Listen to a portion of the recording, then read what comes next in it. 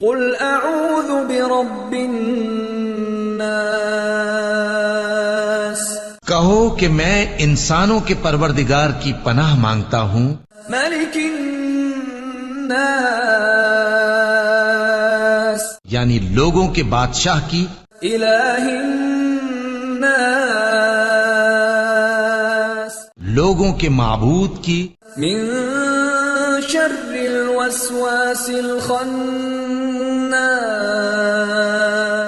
اس بڑے وسوسہ ڈالنے والے کی برائی سے جو اللہ کا نام سن کر پیچھے ہٹ جاتا ہے، الذي يوسوس في صدور الناس،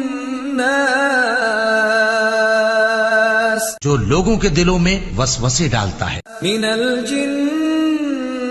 والناس، خواہ وہ جنات میں سے ہو یا انسانوں میں سے۔